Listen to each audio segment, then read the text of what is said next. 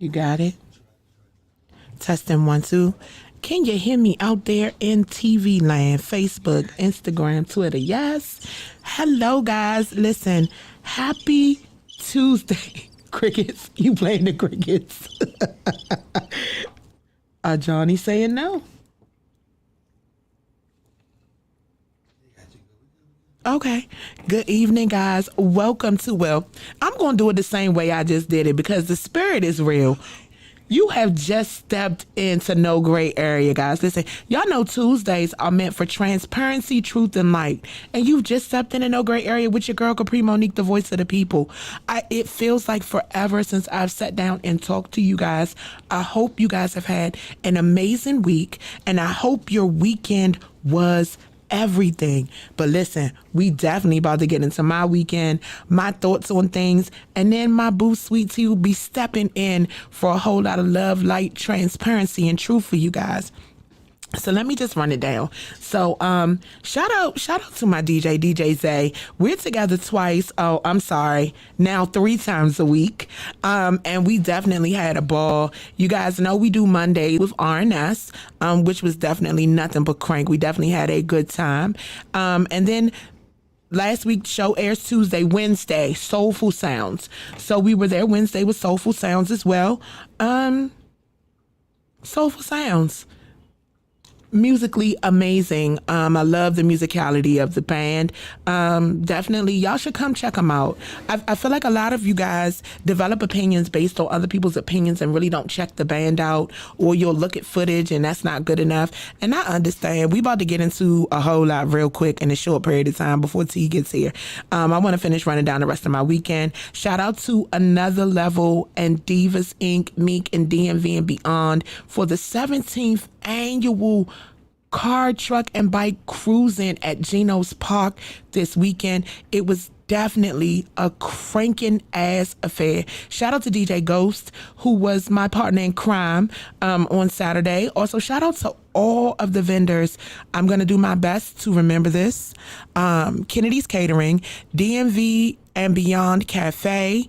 We also had Thickham Streets, A Family Affair Confessions. They had funnel cake and deep fried Oreos and snowballs, y'all. Y'all saw my eyes got big. The fat girl in me just got super excited. And Miss Lynn was also there with her treats. And Wow That's It. Wow That's It is the very first female car cleaning product engineered and sold nationally. I got the pleasure of meeting the owner this weekend. Also, in the moment, Cigars was there, and then Slides by, I don't want to mess her name up, Slides by Monet, and it was also Perfume Chick by Selena. We definitely had a great time at Geno's Ballpark.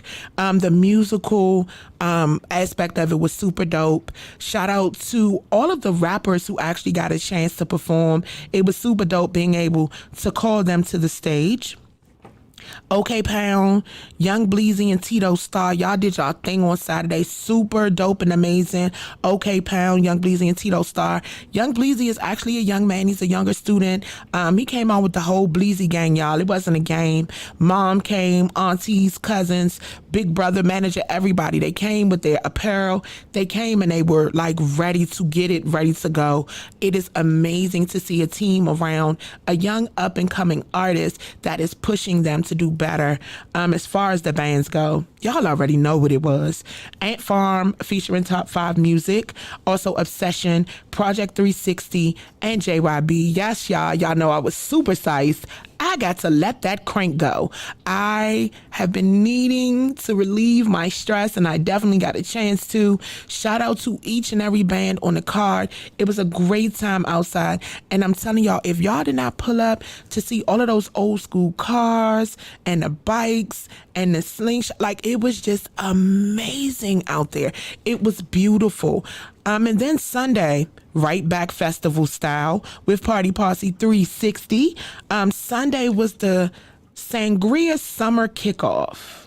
Okay? Kenny Sway, Black Print, DC Vibe, Serious Company.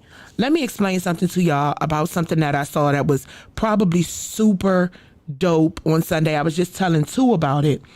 I actually got to see one of the dopest transitions in between bands, or would you call it a transition into the next band? So the way it happened was, but you really should head on over to my Them Damn Fans YouTube channel. Shout out to all my YouTube subscribers who actually have seen the footage and have been in my inbox. Like, if you weren't paying attention, you wouldn't have noticed. It was so dope. It was so smooth. Shout out to Dirk and shout out to Scooby because they made it happen. The way the transition went was, it was so dope. So Scooby plugs in. He starts singing. Wes and Quick switch. Then Peony takes Nick's place, and the music never stopped. It was no downtime. It was no need for a DJ. The music never stopped. It was acoustic at first with just Scooby, then Wes added in, and then everybody filled in. So basically what happened was, if it was a breakdown in a transition, it happened so quickly, but I don't even think it really was. I think people just plugged in quickly, started working, started cranking. It was amazing. The crowd participation was amazing. We were just watching the footage. The footage that y'all saw at the top of the show was actually from Sunday. Yes, y'all. I'm back putting footage up on my channel when I get a chance. And I feel like that was just so dope. Sunday was just amazing. I'm glad that I was able to catch the whole transition. And shout out to my fellow tourist, Scooby, who looked at me and was like, we about to do some fly shit. Watch this fly shit we about to do. And I heard Derek say, all right, so this is the way it's going to go, blah, blah, blah, blah, blah. And all I could do was smile the entire time because it was beautiful. It was dope as I don't know what. It was a situation where nobody took an L. Nobody had to run in this and that and that and this. But prior to that, it was a situation where cars were getting towed. Shout out to Scooby. Scooby plugged in. He backed up with vocals. He made sure that they had a lead on stage while they were going through the towing. Like, it was just super dope. Shout out to all the vendors that was out there. I really didn't get a chance to make it to see any of the other vendors because we were booming. Party Posse 360 was definitely spinning. So it was definitely a great time on Sunday. And then All-Star Blend Band was definitely cranking. I got to see them this weekend as well. I told Barry I'm super proud of this group of artists that he's put together because it's actually probably the best All-Star Blend collaboration that I've seen him have. I got a little bit of footage in them I'll be dropping for y'all soon. So y'all stay tuned. Make sure you head on over to Them Damn Fans YouTube channel to like, subscribe, and share so that y'all don't miss any of the footage. So, with rising gas prices, I've been thinking the views expressed by Kapri Monique are solely the views of Kapri Monique. They do not reflect the views of Mitchcraft. Okay? Love DC Go-Go, any of our associates or affiliates. But this is just a thought process because I've been sitting back looking and I've been seeing a lot of super stacked cards. Now, with gas prices being what they are right now, okay, y'all gonna have to make these cards make sense to people that are coming out here. It's $5 a gallon for gas. Y'all gonna have to make it make sense. And by making sense, respectfully, putting a bunch of big bands on a card is not gonna guarantee that it makes sense. because it has to make sense. It has to crank. And then if it's a situation where I can see a band for free versus paying you $60 to go see them, and gas prices are already $5 a gallon, I need you to understand I am opting for the free. And most people will opt for the free. We are just in a situation right now where everything has to make sense financially. And by sense, I mean, don't think putting 5 bands on a card and not promoting it properly is going to bring the audience that you want. Please also don't think that putting 5 big bands on a card is going to make people spend more money to come to your show. There are a lot of things that you have to think about economic-wise in order for this to be successful for all parties involved. It's just not a situation where, okay, yeah, gas is $5 a gallon, but if I put these 3 big bands on the card, people will come. No, promotion has to be good. The establishment and the staff has to be excellent. Like, that's just me being respectful. If I'm going to spend my money, invest my time, effort, and energy in a club, there are things that I actually look for if I'm planning on coming out or before I decide to come out. And like the stacking, like 5 big bands on one card, it's not going to push me to go out. It's not. Because there are a lot of bands that are not considered big bands that actually crank, that I feel like would give me my bang for my buck. So I'm definitely going to support them. I'm definitely going to go see them. It's not that I always root for the underdog, because as y'all see, I have a little bit of everything on my channel. And by everything, I go see everybody. Gospel go-go, crank, bounce, traditional go-go, grown and sexy. I go see everybody. You will look up. You never know where you'll see me. But it's just gotten to a point where, respectfully, the market is oversaturated with bands and undersaturated with fans. Everybody is pulling from the same fan pool at this point in time. I don't care how big of a band you are. I don't care if you say they're unpopularized, they're an opening band, whatever you want to call them. Everybody is pulling from the same group of fans, with the exception of maybe one band. And people get offended when I say this, but Backyard has its own followers. The G Hive is rocking. Where they rock, they rocking. That's just what it is, especially if you promote it properly. But everybody is pulling from the same fan pool. So at this point, you got to make it make sense. You have to. There are events every night of the week at this point. Monday to Sunday. Every night of the week. You got to make it make sense if you want people out more often. Gas isn't cheap. Filling up my tank has almost tripled at this point. Like, it's real. So we're just at a crossroads and at a point where, honestly and truthfully, do I feel like live should be coming back soon? I do feel like if gas prices do not come down, that lives will be a thing this summer. I do feel like they will be a thing this summer. I feel like it's going to be hard, especially for people with kids. Now your kids are home. You got to worry about feeding them 3 squares a day. Your electric bill is going to skyrocket. All of those things are going to change at this point in time. So, I mean, those are just my opinions. Those are just my views. But I promise you that it's real. People are talking about, I can't afford to go to work. So if you're going to pull them out that house to take that risk, to risk all that gas and risk their time, effort, and energy, please, please, please, please, please, please, please, properly invest in the situation from beginning to end, from whoever they greet at the door to whoever the staff is that is waiting on them to when they leave. Because y'all, I hear people say wild stuff like, I don't care. You should care, because that's your money. That's how you get paid. If it becomes a situation where if you don't bring anybody, you don't get paid, respectfully, there are some of y'all who will not be getting paid. And that's not me being rude. It's me being truthful. A club's built-in crowd is not your crowd.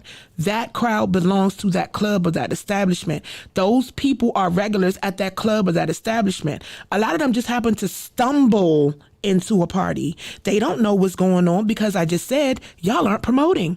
So a lot of people are just out and they end up stumbling into situations. So it has to be a situation where you make it make sense. You have to make it work for all parties involved, and that includes your fans. So be mindful of that, guys. Like, gas prices are expensive.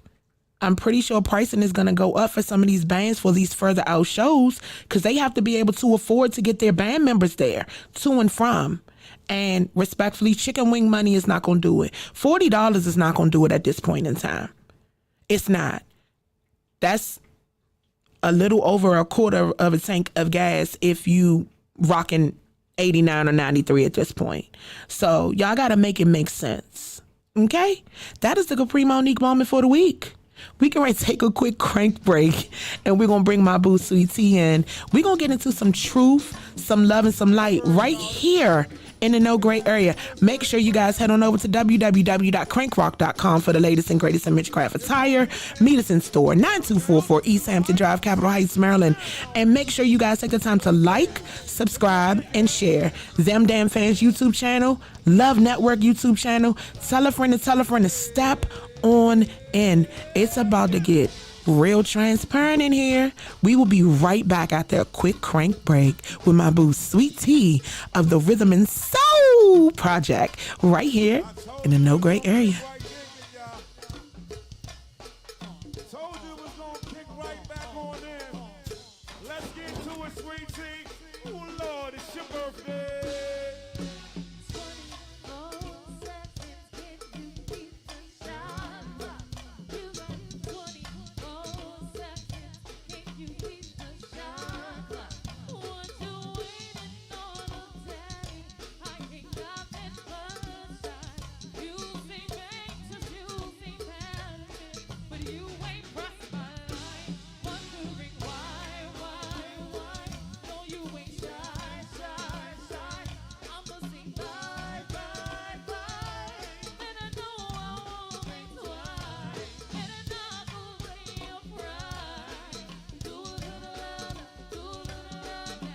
Let's go, Levi's. Let's party, y'all.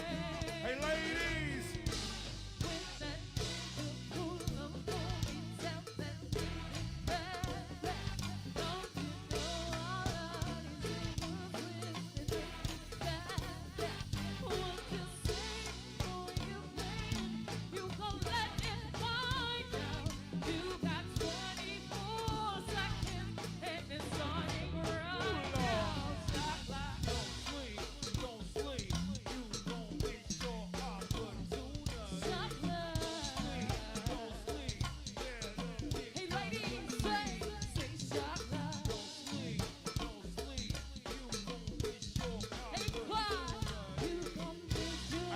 Go get him, team. Go get him, team.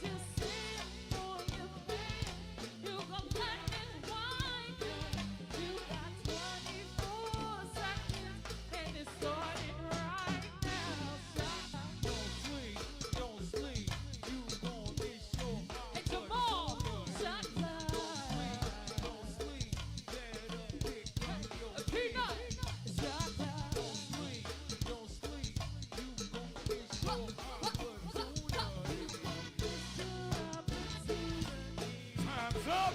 Let's get to rockin'. Party for my main man, roll right there. Right there. My main man, Sean came to party in the house, oh Lord, right there. Right there. Shantae's in the house, way up north, came down south, right there. Let's go, y'all. We go shoot 'em up, shoot 'em up, shoot 'em up.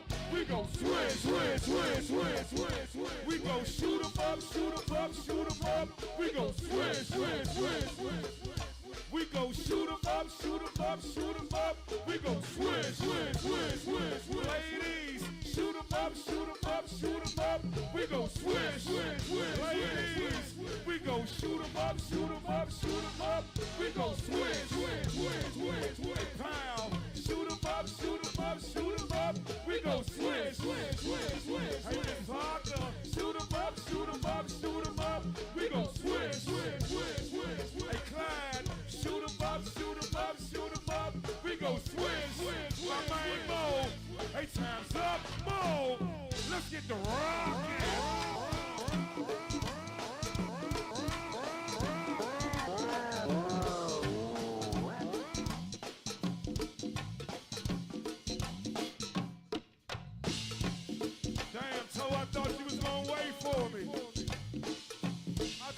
gonna wait for me, so you better stop and think about it. Come on.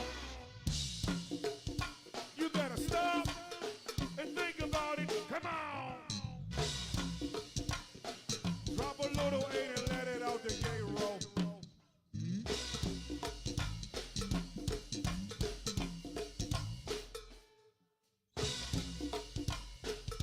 What you say, Fonzo? It ain't no game licking heights. Hey, wrong. Everybody, hands up. Shoot 'em up, shoot 'em up, shoot 'em up. We go switch, switch, switch, switch. We go shoot 'em up, shoot 'em up, shoot 'em up. We go switch, switch, switch, switch. Hands up. Shoot 'em up, shoot 'em up, shoot 'em up. We go switch, switch, switch, switch, switch. Lord, shoot 'em up, shoot 'em up, shoot 'em up. We go switch, switch, switch, switch. Hey, Mo, my man. Listen to this grind, grind, grind, grind, grind, grind. Hey, Lord Joe, let's make this official.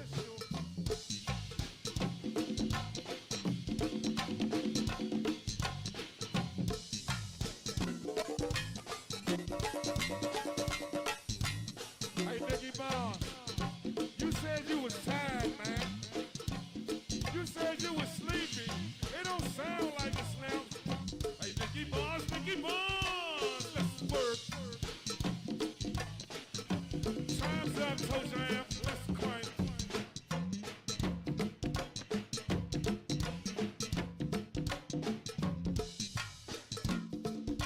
Hey, ladies and gentlemen, that's what that go-go drive do to you. My man Nicky Bonds is a hard-working man, you understand? He said he was tired, but I don't believe him. Hey, Nicky Bonds, let's go. Hey, Lord Joe, Congo, slippery, believe me.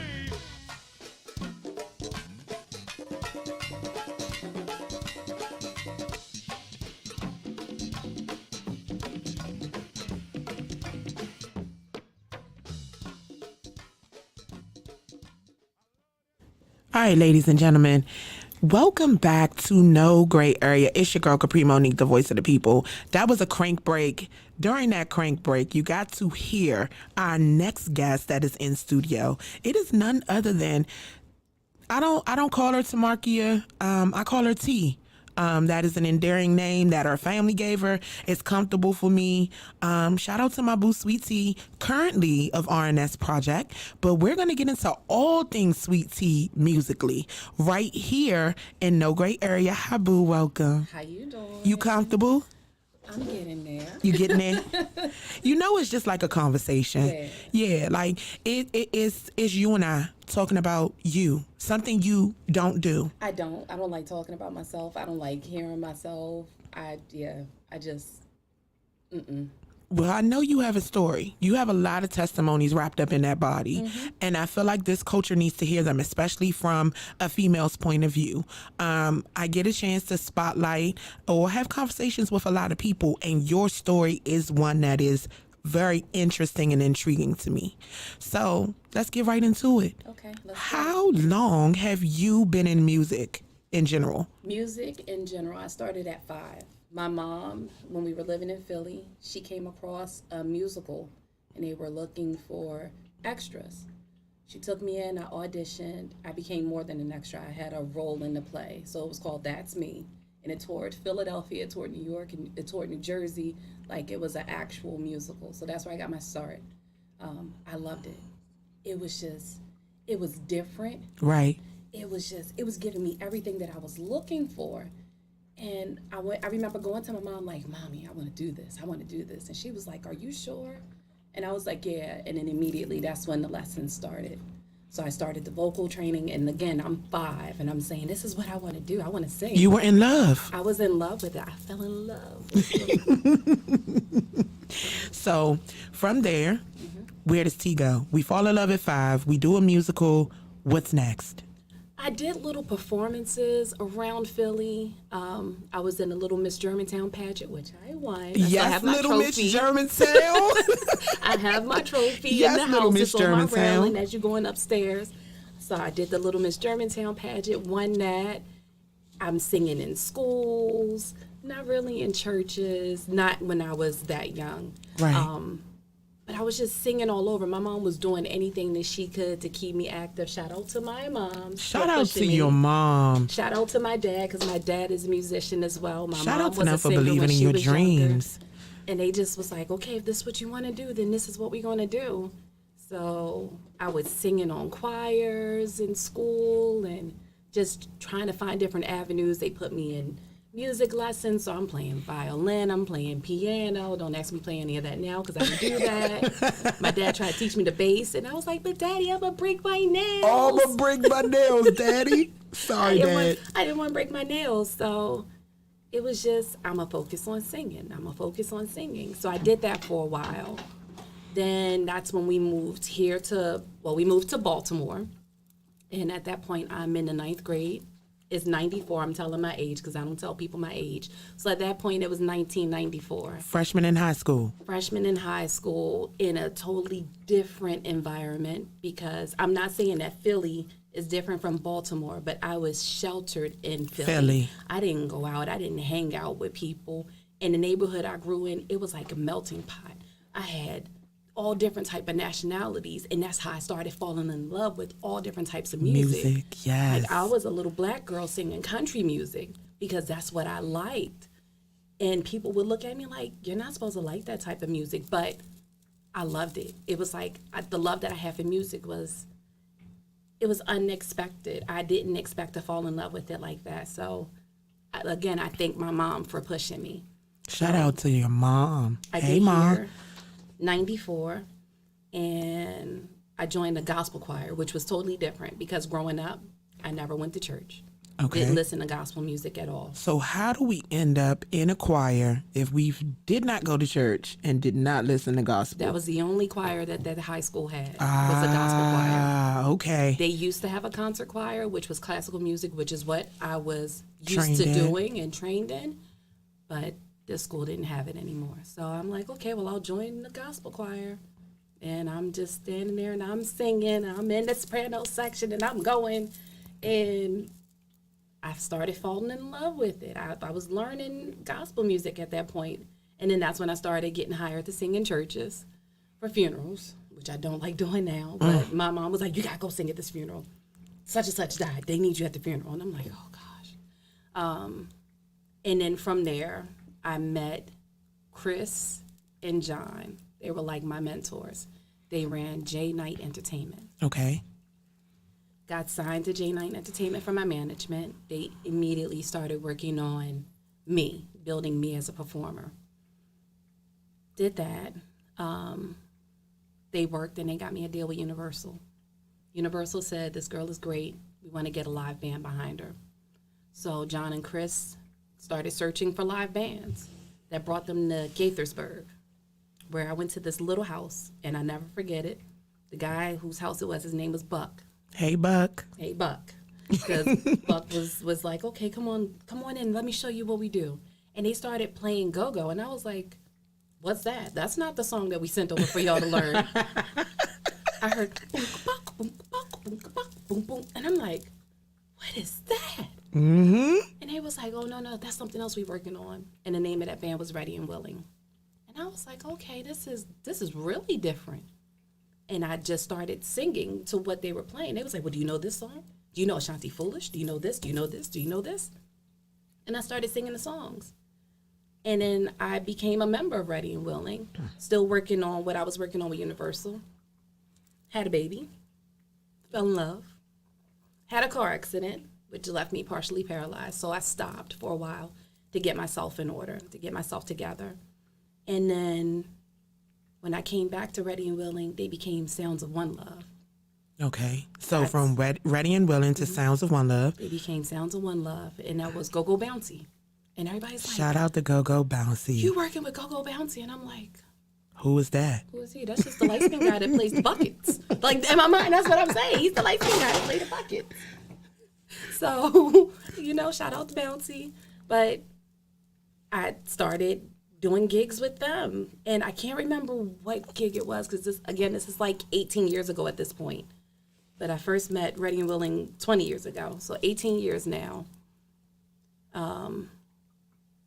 we're at a charity function in downtown DC. First time ever going to DC at this point. Wait, hold up.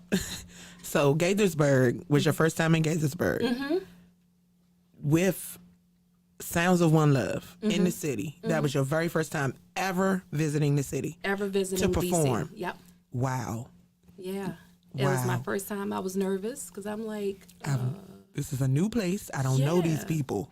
yeah, because when we were in Gaithersburg, we would do like little outdoor events, stuff like that. We're at Fish Tea Cafe, and then we're playing at all these different places. I went to a place called Bar None. I've been to That Bar was None. in downtown DC, and that's when I Yes. met Raheem Devon. This was before his deal. Okay. Like we were in there doing an open mic night, and he was in there, and I can't remember what song he was singing, but I was in there, and I remember I was singing "Stranger in My House" by Tamia, and he was like, "Okay, yeah, you good. Keep working at it. Keep working at it." And I was like, "Okay." Who is he? Hell, you ain't nobody. Not knowing, a year later, you hear, "Guess who loves you more?" And I'm like, "That's the guy that was singing." Dummy. So No, an inspired connection. That was an inspirational connection because you can always look back on that and be like, hold up, he made it. He knows I can do it. It's a moment. yeah. The one thing I can say with all the performances I did, I never got nervous or had any type of anxiety then. Okay. Now it's something different. Yeah. But we'll talk about Oh, that we gonna later. get into it. But it was different. And then when I was performing in DC, I met, what was his name? Tidy. He was with For Show Band at this time.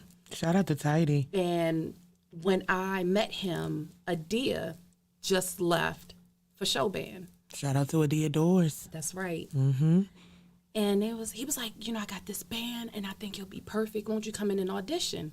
And I'm looking at him like, I got a band. I'm good. I'm good. But they weren't playing like that.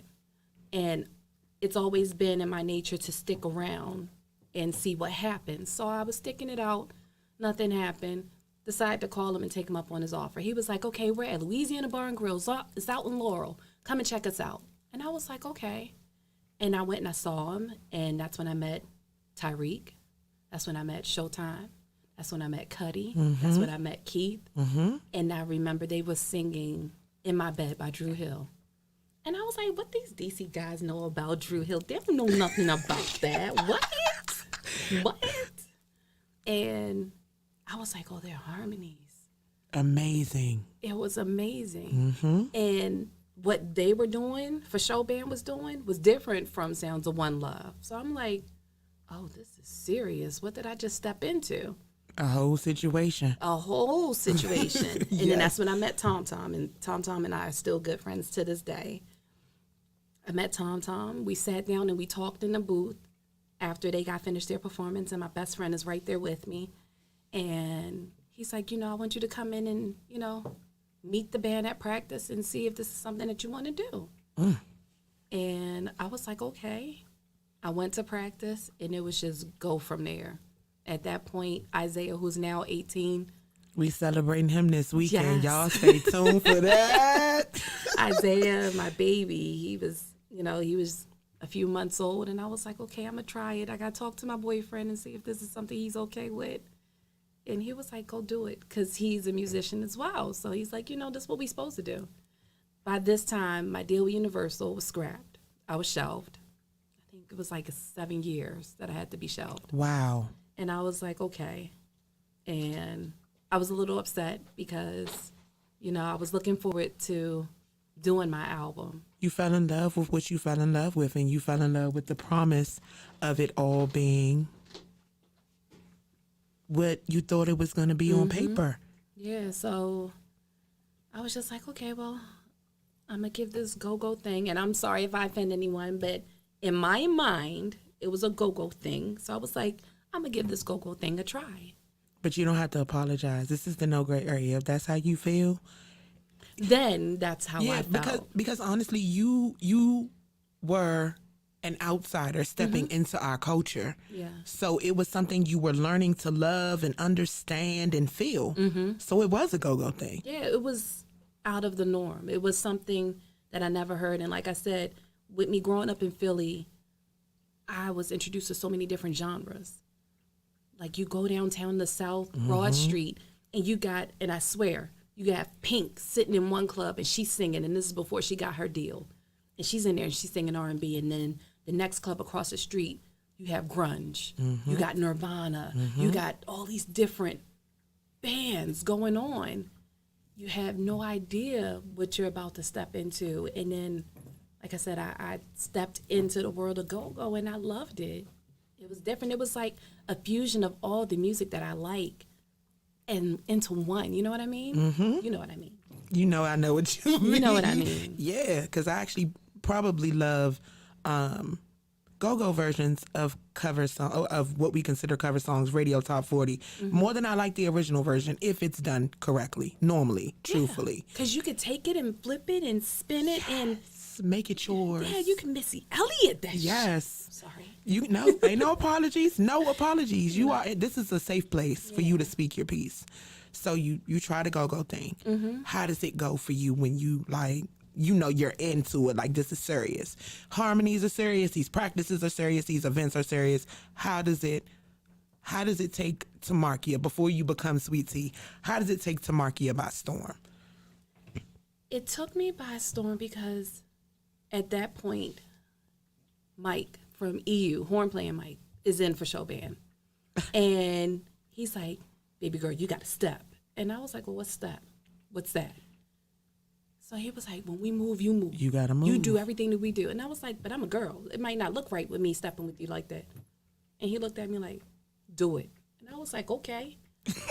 And if you see me now, I might be stepping harder than the guys that's up front with me. I'm making them move. But that was one of the lessons that I learned. Each band that I was with, I took away a lesson. My time with For Show Band gave me the lessons. You know, it instilled in me early what it is that I need to do. You keep that crowd entertained. You do all that you got to do to capture their attention. Period. Tom said the most important thing that you're going to see when you're with these bands, they're going to remember how you open and how you closed. And he did not lie. We opened with a bang. We went out with a bang. So For Show Band, how long was your time there? Ooh. Like how does that end? Because we talked about this, you and I have off the air. You are a loyalist. You stick around until the wheels fall all the way off and they are coming to tow the vehicle off the side of the road. Yeah, the tow truck came. The tow truck came, but before the tow truck came, For Show Band went through a lot of changes. You had all the guys, they left. They started Black Soul, and then that's when they started, what's the name of the band? The Mix? Yes. Mm-hmm. So they all left. Tidy left.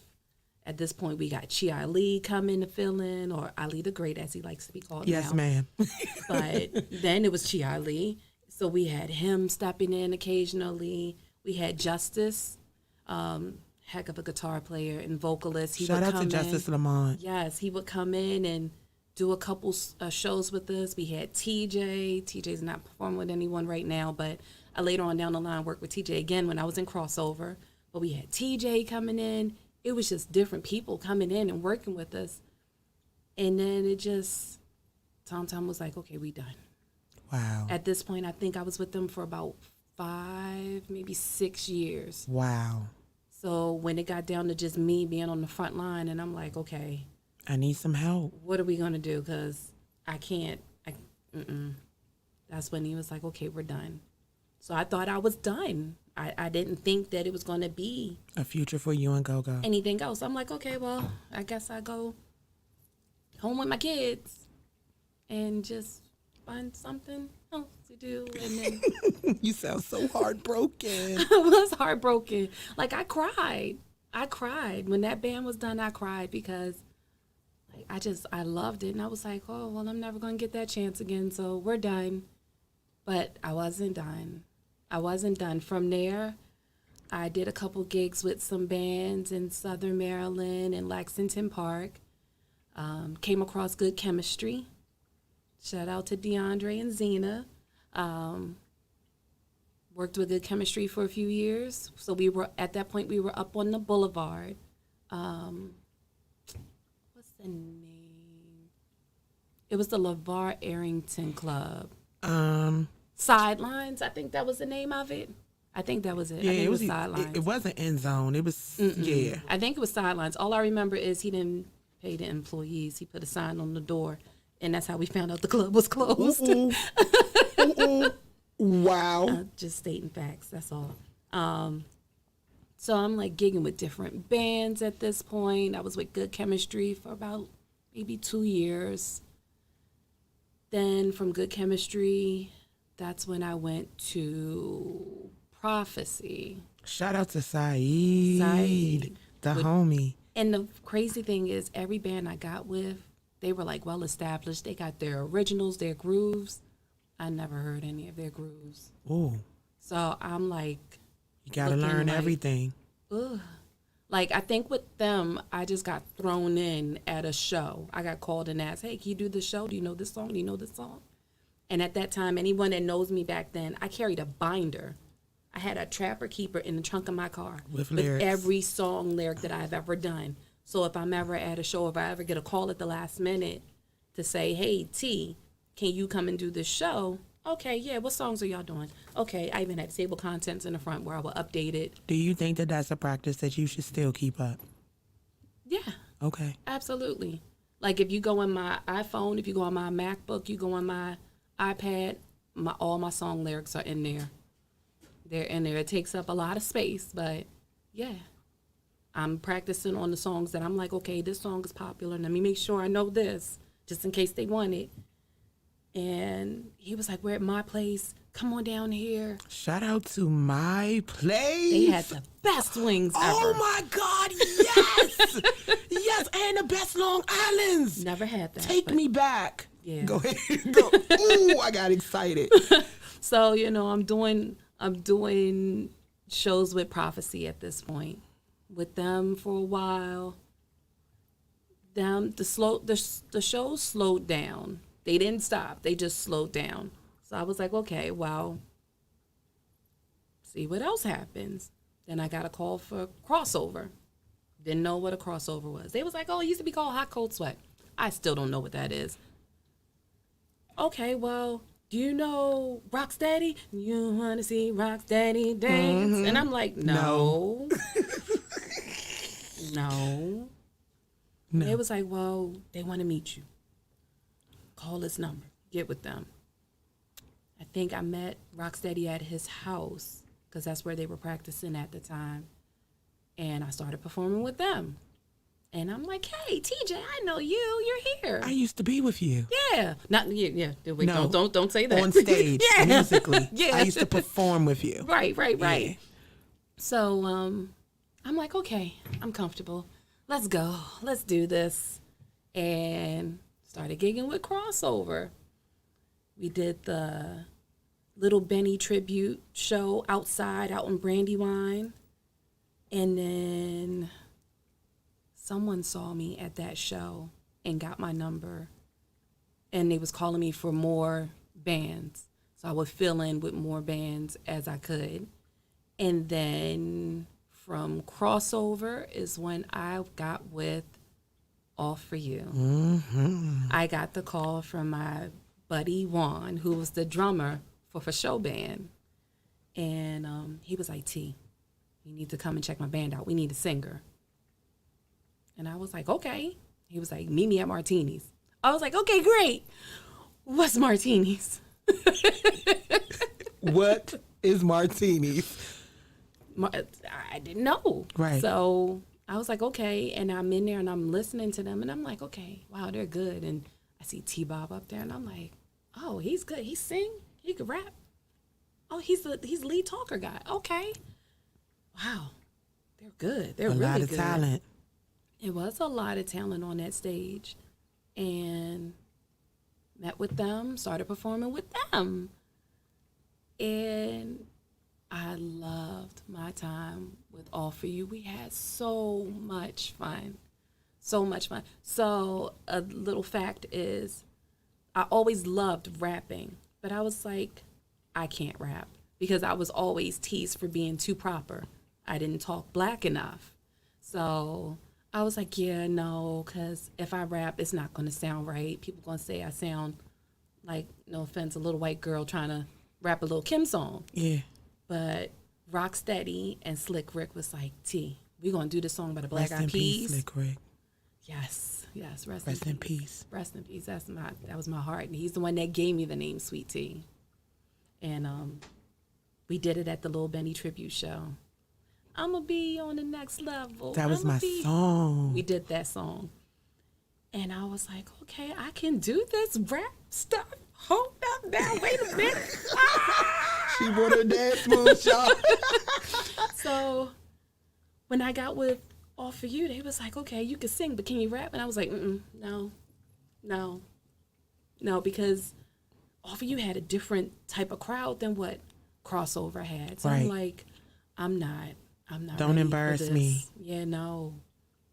And then one time we were at practice and I was like, there's a Nicki Minaj song I'd like to try. And they looked at me like, you listen to Nicki Minaj? And I'll never forget Nick's face. And Nick was like, all right, go ahead, let her do it. And I was like, oh, that was easy. And I did it. And Nick was like, okay, yeah, that was great. Just try not to sound so white when you do it. It comes back up again. And I was like, okay.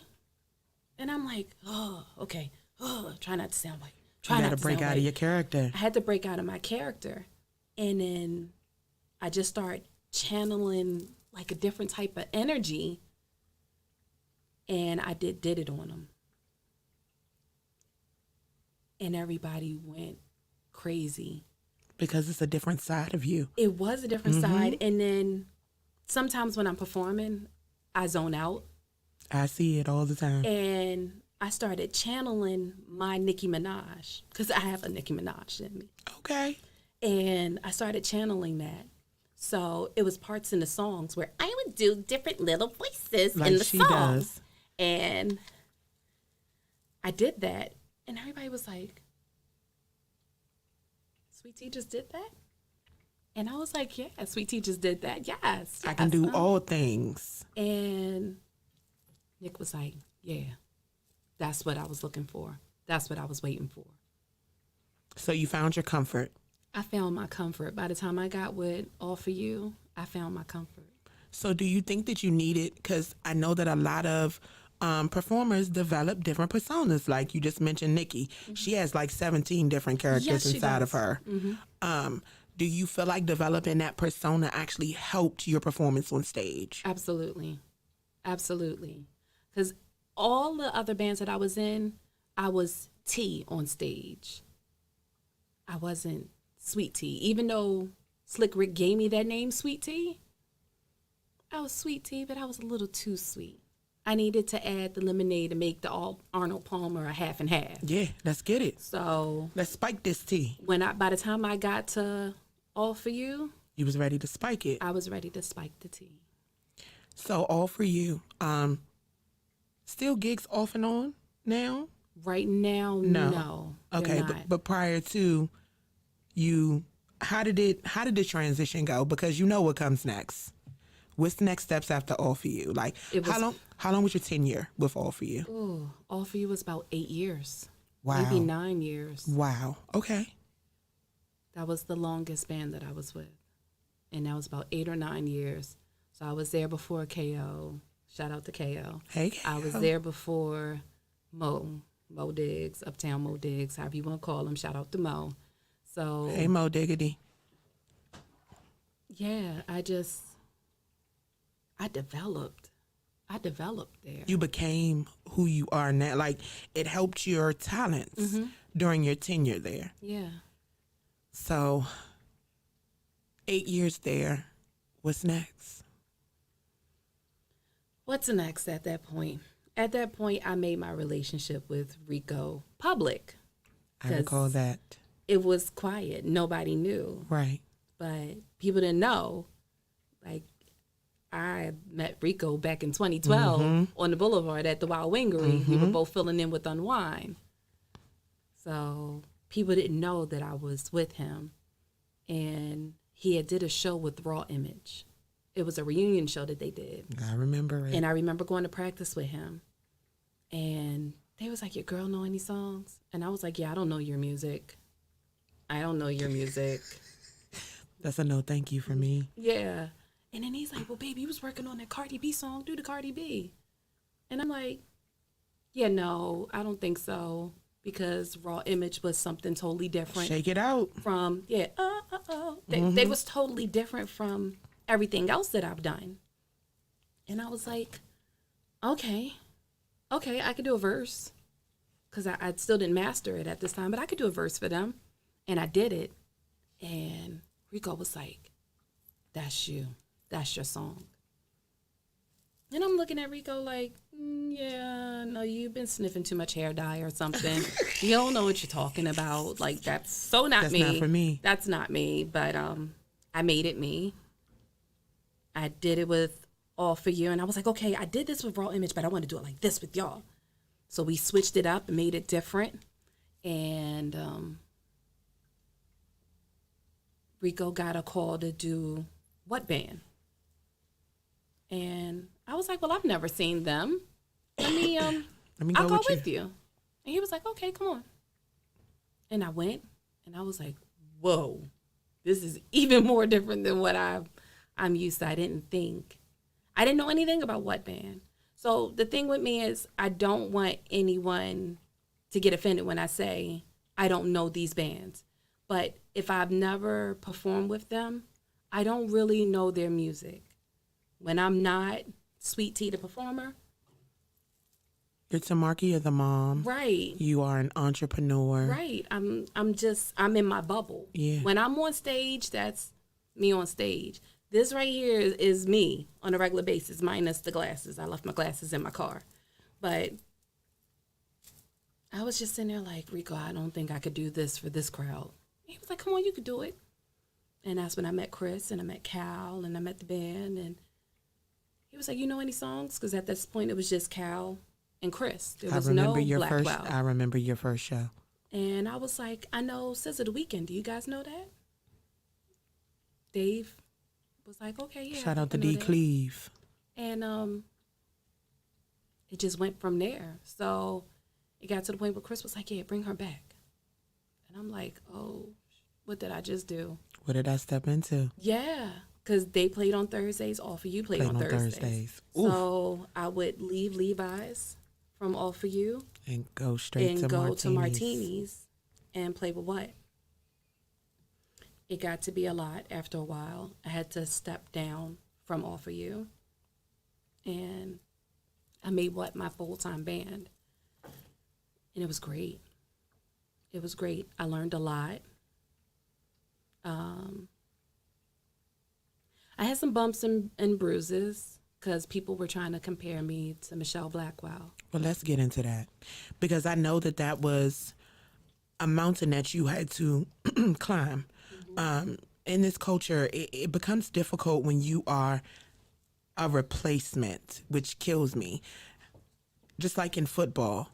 Players on football teams and basketball teams change. Free agency, trade time, I don't want to be here anymore. Like, those things change. Mm-hmm.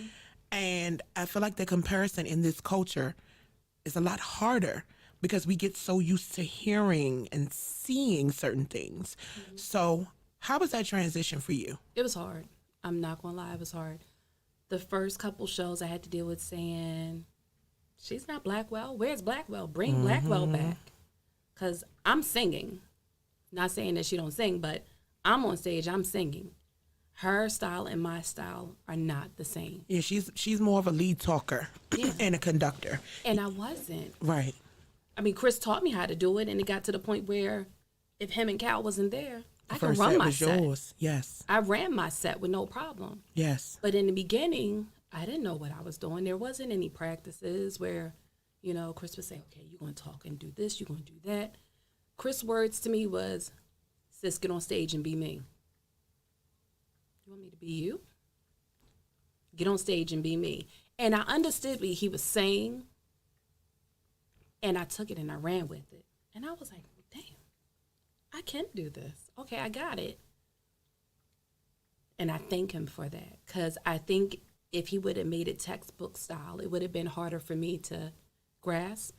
And I don't think I would have been able to turn the crowd the way that I did.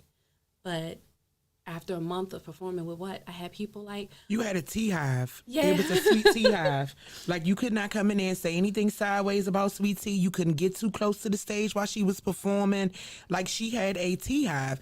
And it was crazy because it's like, they looked out for Yes. me. They looked out for me. I was calling them my little sweeties. They was my Yes. sweeties. yes. And they still keep up with me. They still reach out to me to this day. And even if Rico was playing with what, if he's filling in, they'd be like, T, oh my God, are you back? No, I'm here enjoying, but thank you so much. Yeah, I'm just here visiting. Yeah, I mean, I appreciate the love and support that they gave me. But honestly, when I started with what, I think that's when the anxiety started for me, because I never had anxiety before that. So let's get into it. I am very big on mental health. I, too, suffer from anxiety. We've Y'all talked gonna have to about give me it. some tissues, because I'm a crier. People don't know that SweetTee is a crier. I'm very, very sensitive. Very sensitive. We've talked about it. We've stood outside and correct your energy, sage yourself, like go meditate, get your chakra in order so that you can function in peace, because your gift is a gift from God.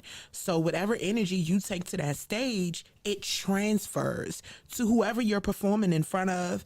And if it's a bad energy, it normally disperses throughout the band. Yeah. And a lot of people don't want to admit that. So anxiety for you, how do you manage? How does it work?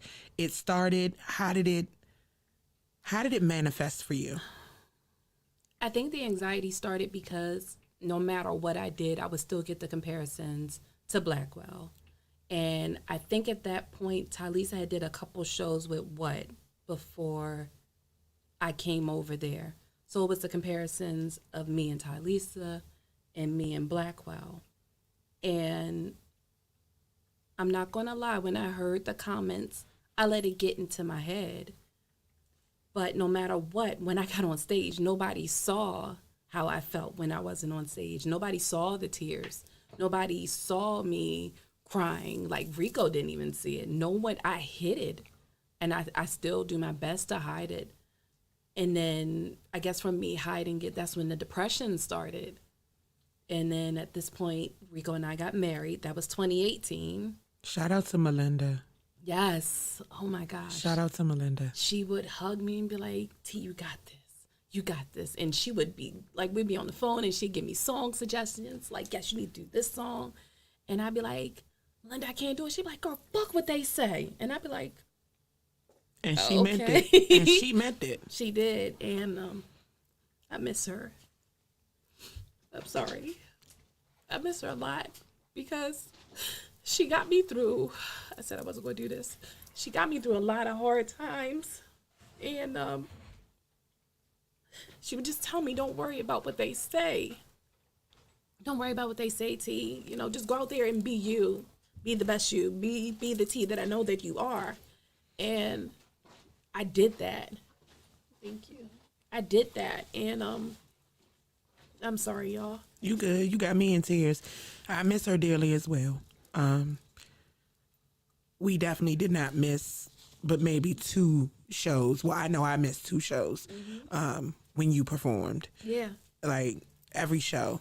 It felt good to look over at you and Cree and Melinda and Nudie and just know that no matter what everyone was saying in front of me, I had y'all there. We was partying with you. Y'all was the support that I needed.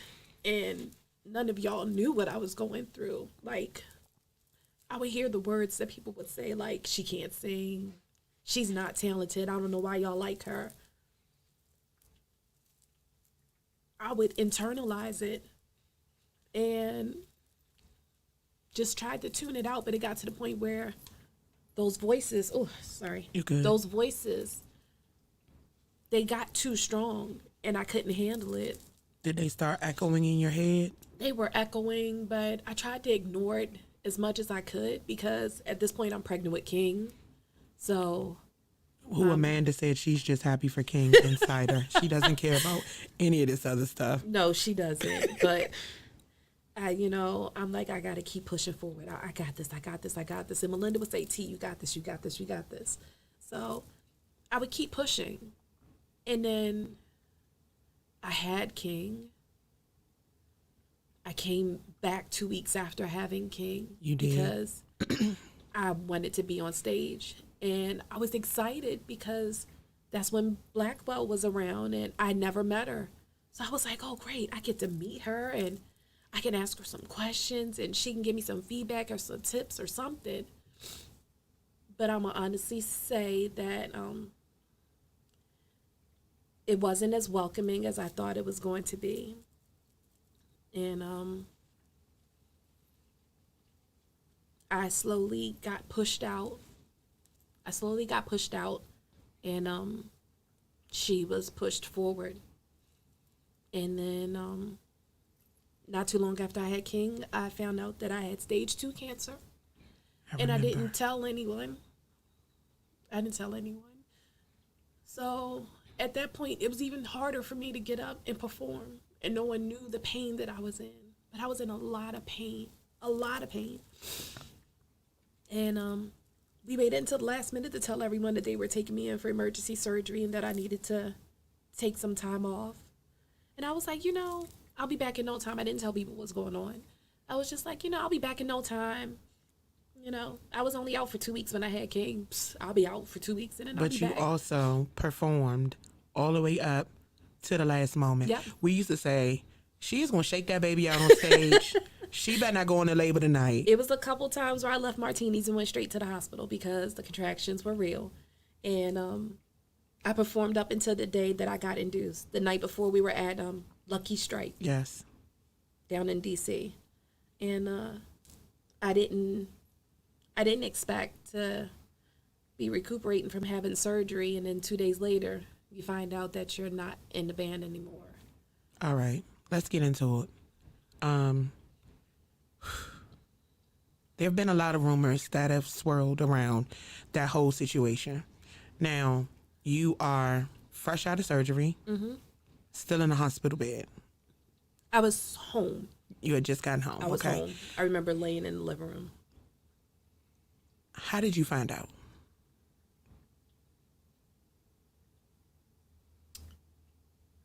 I think Rico found out because I was still loopy. I was on a lot of medication. And I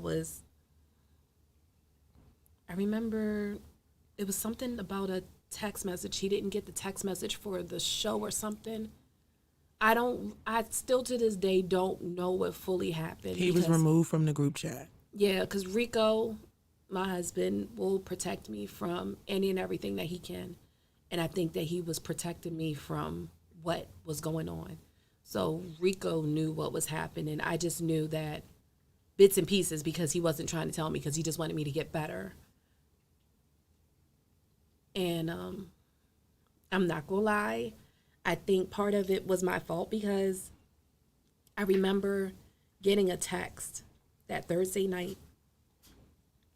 I think I just got out of surgery. And I got a text saying she has some nerve to send best wishes to you and didn't even speak to you or something it said. And I'm just looking like, what?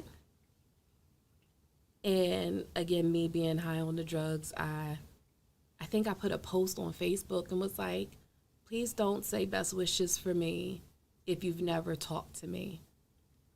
I don't want your best wishes. Because I just felt like, I don't know, at that point, I don't know if it was the medication that I was on. I just felt like,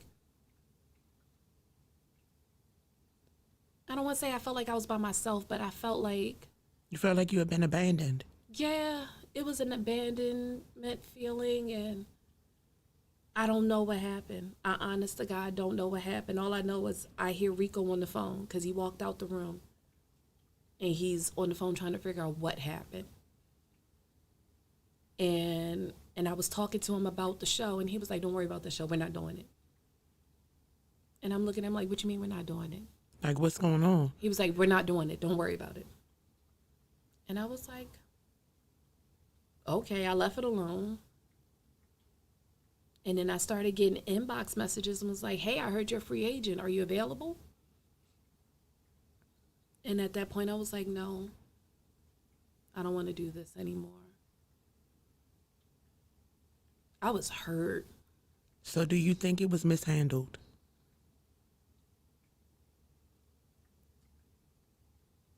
Yeah. Like, looking back at it, you made a statement. I was slowly pushed out. So when you look back and you reevaluated it and you started to notice, all right, at this point, this is when it first started. Mm-hmm. It progressively got worse here. I'm sick. I look up and no, like, it's just a no. Yeah. Like, no conversation. We haven't talked. Nobody has said, hey, we want to move in a different direction. It's just, you found out via social media, basically. Yeah, I didn't have that. No one had that conversation with me. Now, if somebody had it with Rico, then that's something different. And he just chose not to tell me. But me, I didn't know anything. So I was just hurt because I was thinking like her and I would find a way, you know, to work together.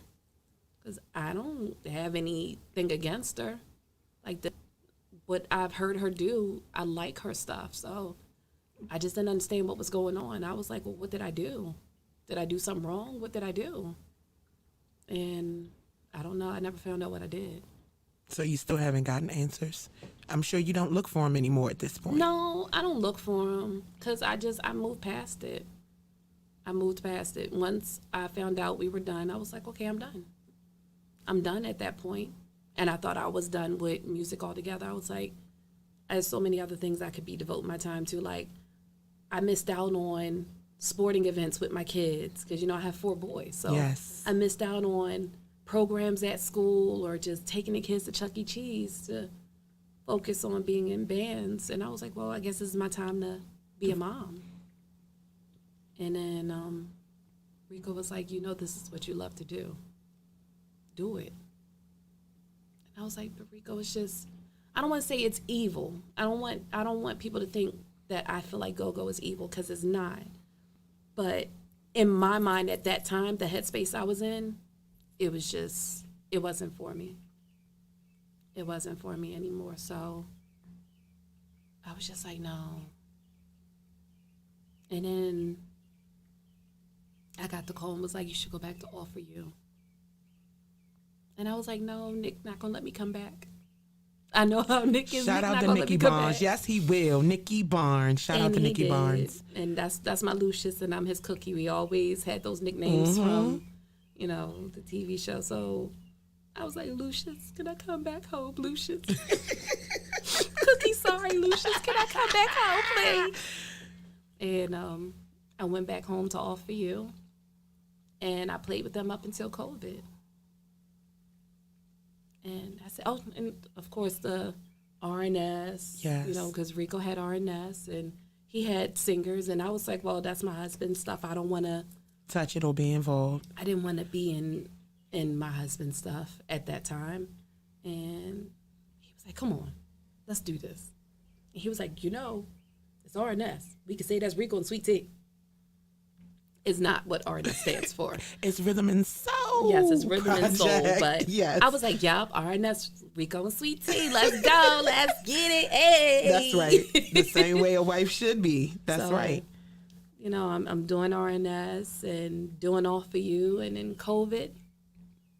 And I took that time, that time, and I just was like, okay, time to get away from here. And you left us. I left, and no one knew that I left. I found out on social media. We packed the kids up, and as soon as COVID hit, me and the kids and Rico, we went to Tennessee. And that was the best 2 years of my life, I'm not going to lie. That gave me time to get my head right, to get my feelings in check, to really figure out what it is that I wanted to do. I didn't do anything with music at all. I could have. I mean, I'm right there in Nashville. But tell them what you did, because I'm so excited. I took some time out, and I worked on a cosmetics line. I got my esthetician's license and started a business, Stardust Aesthetics. Yes. So I did body contouring classes. I traveled to Atlanta and did microblading and micro shading classes. I traveled to Miami and learned the lymphatic massage and the body contouring for them BBL honeys. Yes. I ain't gonna tell no one if you got one. if I work on you, I'm not. So I started that because I wanted people to embrace the star that they, that they have inside of them. And that's where Stardust came from. It was just, that was my baby. Stardust is let me not say what, Stardust is my baby. It is. So fast forward to 2021. At this point, I lost my job. Been at Hopkins for 11 years and 11 months. And because I was taking time for mental stability, I was terminated. Which is horrible. It's not the right thing to do to someone that has problems with depression and anxiety. That they did not know that they had, and then once see, it's different when you realize what it is when you're younger, because you learn ways to manage it. But as a full-blown adult with children, how do you function? 4 boys and a husband, anxiety. You get diagnosed like. It was hard. I didn't want to accept the diagnosis. A lot of therapy, medication. I'm not gonna lie. I was taking pills for this, pills for that, pills for this, pills for that, and it was a lot of getting to know me, getting to know who I am. Like, everyone knows who SweetTee is. Tamarkia is totally different. I'm totally different. If you come to my house, you get the funny tea that's cutting up and laughing and joking, and it's a family environment, y'all. I'm not gonna lie to y'all. You go in, take your shoes off, kids are running to attack you. Like, it is welcoming. We in there doing WWE stunts and everything. Like, it's a whole family situation. I open my house up to people that I'm extremely close to, people that I trust to be in my inner circle. Because you've been at my house for holidays. Like, I love to cook. She does. I love to cook. That's my way of relaxing. That's my way of releasing. I put my love in my food. So, we'll sit in the house, we'll smoke hookah, and as long as Rico don't burn another hole in my floor. Rico. But we'll smoke hookah, we'll have a good time, we laugh, we joke, we sing karaoke. We do watch wrestling. I am a big wrestling fan because before I had my car accident, I was actually in wrestling school. Because my dream was to be a WWE wrestler. Oh, my gosh. I never knew. Yeah, my car accident stopped all of that. It just redirected your path in life. God put you back on that path to music where you really belong. Yeah, but I still liked body slamming people when I was doing it. So. You got boys you can body slam. Oh, yeah, I do. Yeah. Ask Rico. Ask Rico. God gives you kids. You got 4 boys and a husband. Yeah. I'm like, Rico, let me show you this move. He be like, oh! Rico's not gonna lie. He will tell you, I'm quick to put somebody in a chokehold real fast. I'm not violent, but if I need to, I will be. So, yeah, it was just my house is that's my safe place. So when I'm not performing, I'm in the house just chilling and laughing and dancing and doing silly stuff all the time. Like, I enjoy life. You do. And for so many years, I didn't. So, honestly, when I got the diagnosis after I had King, I was like, everything's got to change. Because if I had not gotten pregnant with King, I would have never knew I had cancer. Never known. That's your miracle baby in real life. He probably saved your life. He did. The path happened that way for a reason. It was ordained for King to reign supreme in the situation, and that's what he did. That's why he has that name. That name is fitting. Like, and Melinda helped me pick his name out. King Jameson Nasir Munson.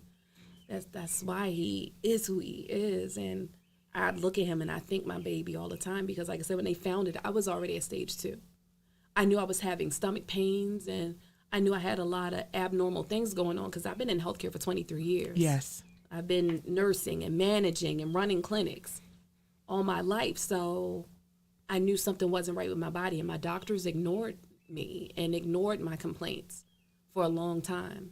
And it wasn't until I switched and got a female African-American doctor. I was about to ask you, what was your doctor's nationality and sex? I was definitely getting ready to ask you those questions. I switched right before I had him, about a month and a half before I had King.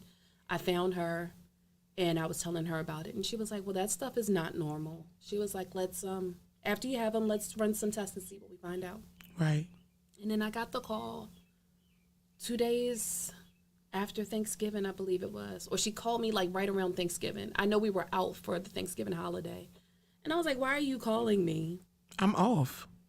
Yeah, as soon as I see Hopkins on my phone, I'm like, oh, it's another patient or it's a doctor with something.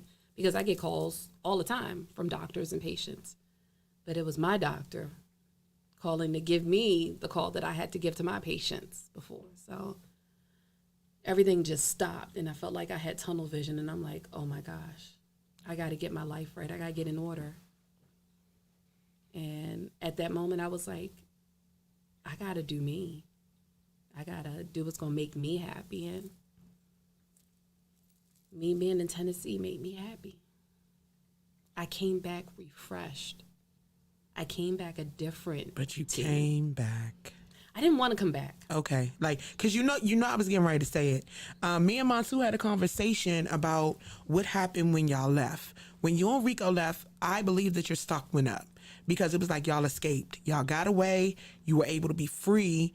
And then I look up and I see Rico is cutting hair back at the shop, and I'm like, Yeah, I didn't come back please don't. until I know. recently. I'm like, please don't tell me they're coming back after they done escaped.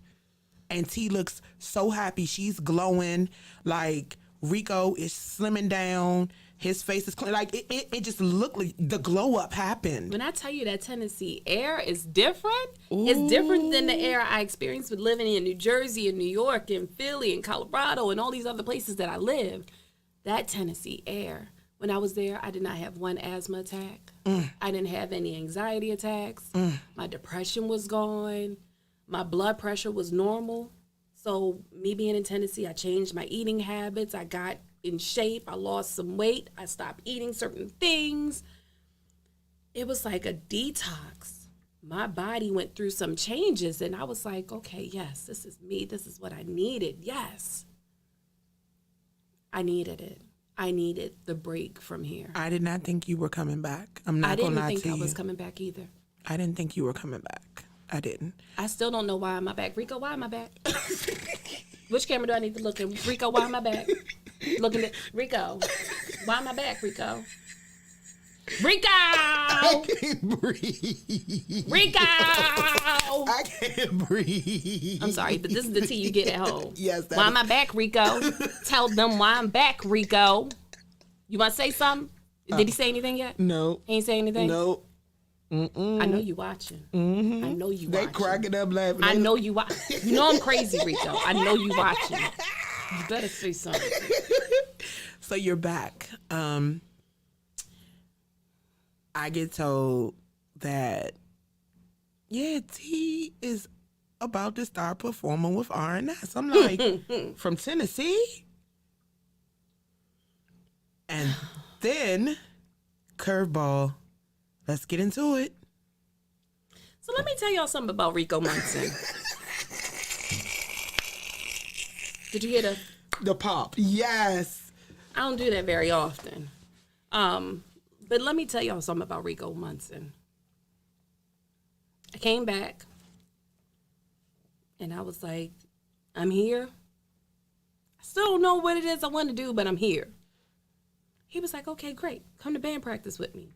Band practice? What band practice you have? R&S. Oh, you got the band back together? I can't wait to see Steve. No, Steve not with us. Okay. All right, well, let me come to your band practice, see what you got going on. Okay, so I'm at band practice. Hey, babe, you know this song, Hours and Hours? Nope. I ain't never heard that in Tennessee, no. And he was like, here, listen to it. You think you can sing that for us? Yeah, okay, I'll sing it. Can you sing another song? Can you sing this song? You remember you used to sing this song? Sing this song. What about when we was what band? You used to do this song. Do the Monica. And I'm doing all these songs at practice. So I'm like, what is really going on? What's going on? And then I get brought into another practice, and I was like, Rico, You know, the way my anxiety and my depression is set up, You got to tell me what's going on. I can't do this. I can't do this anymore. This ain't T. T is done. T got calls asking T, are you still doing this? Are you still doing that? Can you come and do this with this band? And I told people, no, I'm good. That wasn't the path that you wanted to be on because of the No. hurt that came along with it. It And the hurt. anxiety, the depression, like all of those things manifested. Yeah, and I was just like, no, I don't want to. But somehow Rico talked me into it. And then I'm at practice, and I noticed the people changed. Wait, what? Yeah, I'm at practice. Same thing. Yeah, you see how your eyebrows did that? Yeah, because I got lost for a second. So the group of people that I practiced with at 1st, I go to another practice and it's not these people. It's not all the same characters. So it's some from the other book, but there are others from another book in this Rico. situation. What happened, Rico? Why is Rocky Rob here at practice? Uh-oh, hold up. For RNS? Hold on. And he was like, see, the thing about Rico is when he lying, and then his lip, it twitches. It starts doing this funky thing like, And I'm like, why is Rocky Rob here? That's not the Congo player that RNS has. See, what had happened was, Uh-oh. You know, as soon as a black person says that, everything behind that is going to be something that is either going to be a lie or try to convince you that a lie is the truth. so I'm sitting there like, what's really good? Well, baby, you look really pretty today. No. Rico, don't even. Nope. We're not going to do that. That's cute. Yeah, I know I look really pretty today. Thank That's you. cute, sir. Thank you. I know I look really pretty. So Chris called me, and we're going to do some Project 71 shows. I said, we doing what? He said, no, not what? Project 71. I said, you know what I mean, Rico. How are we stepping back into this arena I after said, the heartache it caused me and the hurt? Well, I'm like, How do we even get here? yeah. Because even after I left what, before COVID, I still did some Project 71 shows. So Chris and I were good at that point. So I'm like, wait, When did this last happen? week this was RNS, and then this week it's Project 71, so what's really good? Like, when did this happen? When did this discussion take place? When did the narrative flip? So, like, when did all of this stuff happen, sir? I still never got all of that information. So I'm like, okay, all right. The moment I don't like it, I'm done. Right. That's the first thing I said to Rico. The moment I don't like it, I'm done. I said, I'm not going to sit here and go through any anxiety attacks. I'm not. The first moment I get that spider tingly sense That is feeling, the worst feeling ever. You know it's coming. then I'm out. And Rico was like, I got you. If you feel like that, just let me know. Okay. We did the show at Martini's. And I was like, oh, being in here it's giving me bad vibes again. And I'm looking around and people like, oh my God, you're here. Are Happy you to back? see you. And I was like, nope, I still live in Tennessee, still got Tennessee tags, still got Tennessee license. Nope, not here. Just here for the show. Because I'm like, I don't want to let people back in. Because in my mind, if I let them back in, The then hurt it's comes gonna, back. the hurt is going to come back. Yes. That's a part of anxiety. And I didn't want to let that back in because I'm like, I'm good. I'm good. Like, what's good? I'm good. What's really good? I'm good. feeling good. I done glowed Yeah. up. I done slimmed down. Y'all see this pow. Y'all see all this greatness. And Stardust is popping like, Yeah, hello. like, I don't want to do this, but I did it. I think y'all were there, and We I were. told y'all. I was like, I wouldn't. I had to look. What did you say? You said it felt like old times looking up and seeing y'all, and I don't think I could have done this without y'all. if y'all were not there, I think I would have lost it. Oh no. I really think I would have lost it.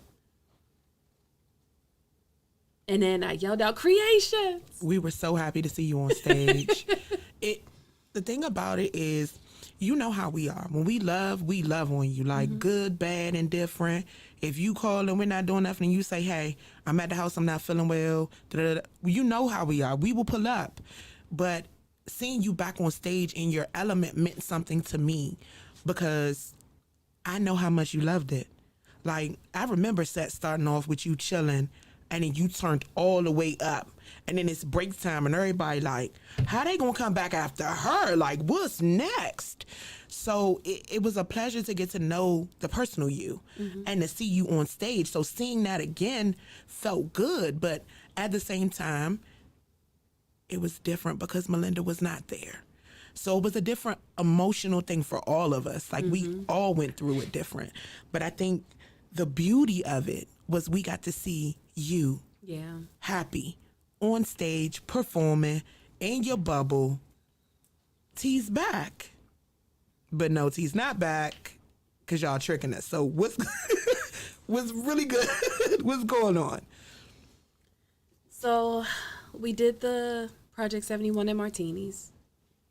We did Clout. That Monday.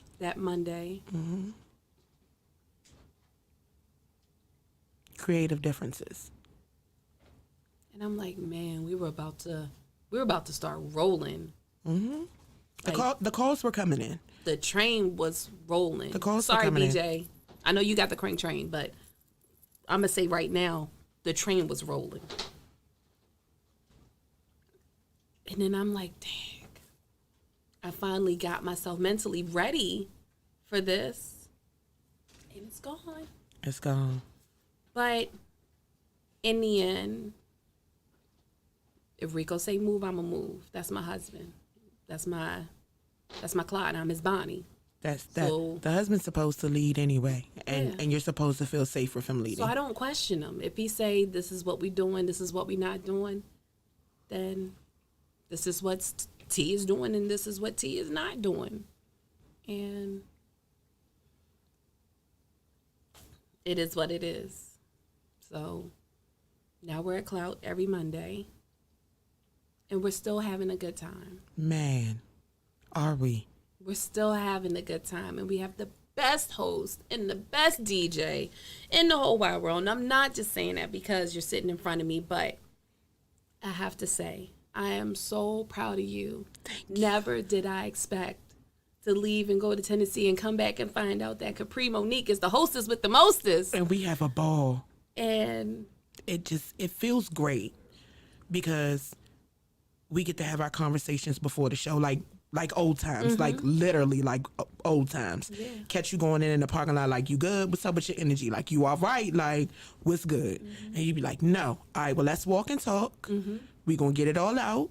I need you to go get yourself together. I'll sage myself. I take my Palo Santo. I got my crystal. I keep crystals on me. Me too. To keep the energy away from me. Crystals are on my nightstand. Crystals are on my porch, on my doorway, in my car. I travel with them all the time, and I know that the higher power is looking out for me, and I've been blessed. I've had a career doing this for 20 years. Am I worried about people not knowing who I am? No. Because I'm me. I know who I am.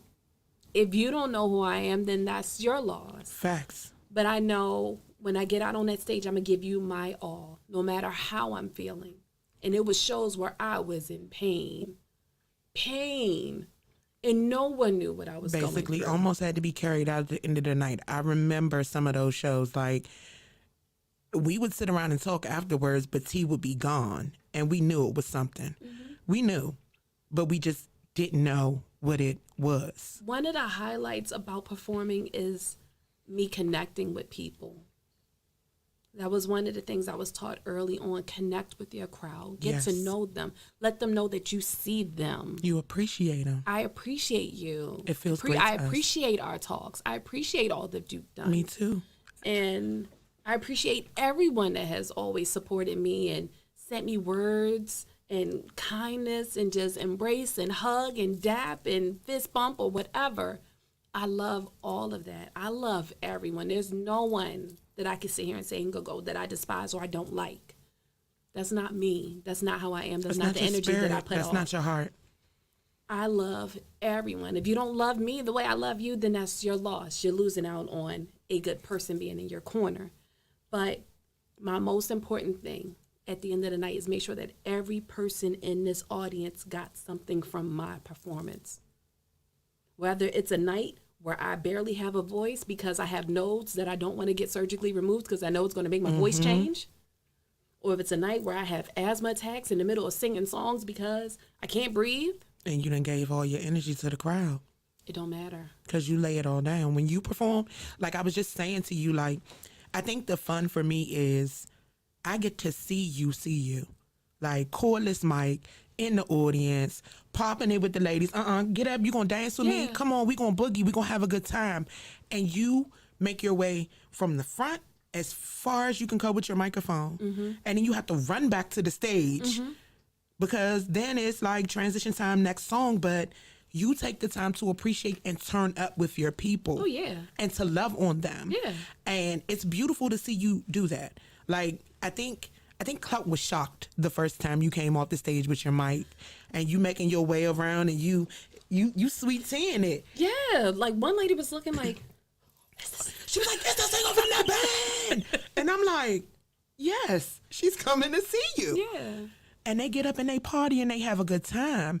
And that's when I see your energy transfer. Like, that's the Tamarkia that I know that you're in your zone when they call your song, you look like y'all better be on y'all shit because I'm about to be off this stage and I don't have time to turn around and tell you to slow down your pace. I don't want to scream, rock it, crank it. Like, just, y'all know I'm about to be gone. And it's a beautiful thing because it's like your showmanship is something that, no disrespect to anybody else, but it makes you unique. Yeah. It makes SweetTee. Even going back to what band days, I watched the crowd go from who the fuck is she to T about to turn up, we about to party with her.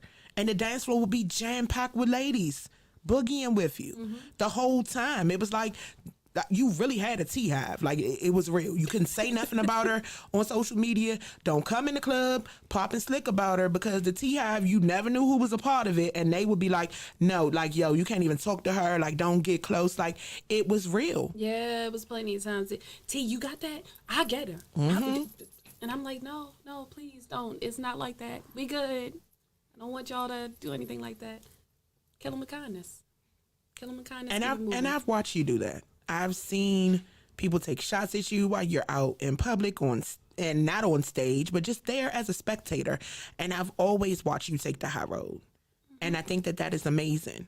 But I'm big on mental health. And I don't want you personalizing anything. I try not to, but it's still hard. But this is the part you have to remember. And it's a struggle for me too sometimes. People are entitled to feel however the fuck they want to feel. They're entitled to have whatever opinion they want to have. The problem becomes when they rock their opinion harder than the truth. And other people jump on the bandwagon because most people don't have the brain capacity to lead. Everybody's not a leader. So instead of getting to know you and formulating their own opinion of who you They are. take what they hear and run with it. And the thing about it is what people don't understand is the bad news always travels faster than the good. So for the people that didn't know you, I saw them chiming in on how you got fired and how do you fire somebody via text message? And I'm like, wow, like y'all stepped into a whole situation like you know these people. And you don't. You probably never even talked to me before. Never spoke to you. It's a lot of people that have their own opinions of me. You either like me or leave me the fuck alone. That's how I look at it. I'm not saying I'm the best singer, dancer, or rapper out here, but it's enough out here for everyone to get their respect and to get their shine on. I'd never take that from anyone. Anyone. Look at all of the females that are out here in go-go. Cranking. They're cranking. And yeah, you know what? There's going to be times where we all do the same song in the same night. I don't care who do it better. As long as you have a good time doing it, that's all that I care about. Go out there and be you. Be your best you. Be you, because I'm going to be the best me. And that's what I was going to say. As long as you are the best Tamarkia that you can ever be. It doesn't matter about people's opinions. This culture will make you have some very thick skin. Like, I never understood what anxiety was either, honestly and truthfully, until it felt like everything that you said or did was put under a microscope, in the spotlight. Like, you can't even go to the mailbox with a bonnet on because you never know who's going to be out there with a camera. I can, because I don't live anywhere near you guys. Not unless you're in White Marsh, Maryland. If you're in White Marsh, Maryland, Mind your business. then you can see T going to the mailbox in her robe and her bonnet. And yes, and I must still be doing this like I do at the show. When I'm popping my butt back, when I'm doing my song, I'm tapping my head. Yes, because that's me. But I don't have to go home with any of them. Period. Any of them. So I'm doing my best to let it roll off. But I can say I've stepped back from social media as much as I was before. Same. Because I was worried about what people were going to say about me on the performances or on people's lives. I don't worry about that. Like I said, I know I'm not the best at what I do, but I love what I do. And the people in the crowd going to love what I do too. If you don't, then that's on you, boo. Period. You are an experience. So how do you handle your triggers? For someone who's listening, how does T handle her triggers? What helps you deal with your triggers? Like, things that are going to trigger possibly feelings of anxiety or depression. How do you handle your triggers now? Because getting away gave you enough time to clear your head, clear your mindset, and it put you in a position of power. So how do you deal with your triggers now? I just breathe. I breathe. Before it gets to the point where I feel like the walls are actually closing in on me, I take a step back and I breathe. And if I got a crystal on me on my neck, I'm rubbing my crystal. I keep crystals in my bra. If I don't have no pockets, I'll go in my bra and grab a crystal. I breathe. That's the most important thing that I can do, because I wasn't breathing. I wasn't doing what T needed to do for T. So as soon as I feel it, I be like, okay, T, get yourself together. You're good. It's going to be a good show. Don't worry about anything. I block everything out. T stays in her bubble. And then SweetTee is performing. Most people don't even get to see getting the cloud an hour or 2 hours early just so you can relax and be in your own zone, whether in the car or inside grabbing something to eat. Most people don't get to experience that because they don't get there until later. Like, they don't see how you prepare. So how do And you... I'm in there. Yeah, how do you prepare for shows? So for Cloud, it's a little different because I get there early enough so I can eat. I'm a foodie, but I don't eat too much because I don't want to get sick when I'm singing. So I get there early enough. We go on at like 8:30 at Cloud. So I'm there at Cloud by like 5:30. Yes. I'm leaving my house by 3:30. So that tells you how long it takes me to get there. People don't understand the sacrifice. No, they don't. Like, I got to go through a toll to get to my house. So people don't realize I'm not just around the corner. So in the car, going to Cloud, I'm relaxing. I'm listening to my music. I'm trying to get in my zone. My playlist is crazy because it's a little bit of everything. Like mine. It's some of the songs that I sung on the gospel choir. Then I got some 9 Inch Nails. I have Nirvana. I have Guns N' Roses. I got the Dixie Chicks. I got the Judds. I'm like listening to a little bit of everything. Sometimes I have to put it in my ears because Rico will be looking at me like, what are we listening to? So I get in my zone. I start listening to the music. I get to Cloud. I have my food. I sit back. I relax. I don't sit in the corner. I sit out in the opening. In the opening. So if people want to see me and come up to me and be like, "Hey, T, how you doing? Hey, good to see you. I'm so happy you're here. By the way, I have Stardust in the car. If you need anything, I got your lipsticks. I got your lashes. If you're good, you're good. Okay, no problem." And I'm just sitting back, relaxing, eating, talking to Kapri, Monique before the show started, eating some cornbread. Listen, you definitely know I get there early because I'm like you. I want to set up. I want to be able to vibe with y'all. But like, people actually come out. Oh, you hosting? I'm gonna pull up, and they actually pull up and they get there early. So even if they don't stay for the show, they're there early enough to have a drink and eat and give good energy. And I like to be able to receive it and I let them know I appreciate them. So I try to get there early. Now, my DJ wants to start 2 hours early, and I have to tell him he's got to chill. Like, you got to find It's not in the chill. contract. No, sir. Because if you start, they're going to be looking for me to grab the microphone, and then the rude awakening's going to come because, no, I'm not here for that. But I'm here. One, parking is ridiculous in that parking lot. I get there early, so I have a good parking space, definitely. But also because I know you're going to be there early. And that's our key time. That we get to sit back, we get to eat, we get to try different things on the menu. Like, I got you to try the cornbread yesterday. Well, like I got y'all to get the crab legs. Yes. But it's an experience. And I'm just grateful that, well, one, shout out to Melinda because she brought you all the way in the fold. Even though you were dating Rico, you know, Melinda and Rico, thicker than thieves. And I'm grateful because some of our talks have kept me together. A lot of people don't understand the complications that come along with living in a spotlight. Even one that you, like, once I'm off the air, I'm Kapri. I'm not always Kapri Monique, but to people from the outside, just like you're always supposed to be SweetTee. Makeup's supposed to be done. Outfit's supposed to be bomb. You supposed to be ready at any given moment to grab a microphone and sing. But like, a off day is an off day. A chill day is a chill day. Yeah, listen. No lashes, no lipstick, just a lip gloss. I do my makeup right before the show. That's how I get rid of my anxiety before the show. I'm in there doing my makeup. We're normally having conversations. And I'm also in there praying. And I'm in there meditating, getting myself together because I'm an empath. I take on energy. So when people come in here, I have to be ready for whatever they're bringing with them. And it's just, for me, it's a blessing to be able to sit across from you and for you to come in here and to be transparent and open and honest. And like I told you before, I'm so proud of you because I didn't want you to feel ambushed. I didn't want it to be a situation where you like, well, what the hell did she get me into? But it's a situation where you get to tell your truth because a lot of people have played with you because they don't know how long you've been in the culture. They think T just popped up with what band? No. Years in by that time. Worked with some of the greats by that time. But it just was not a situation where you were as far on the forefront as you were because things changed in those years. Social media started popping. People start going live. Like, things changed. But now you're in a situation where you get to be you unapologetically. And I want to tell you, I'm proud of you.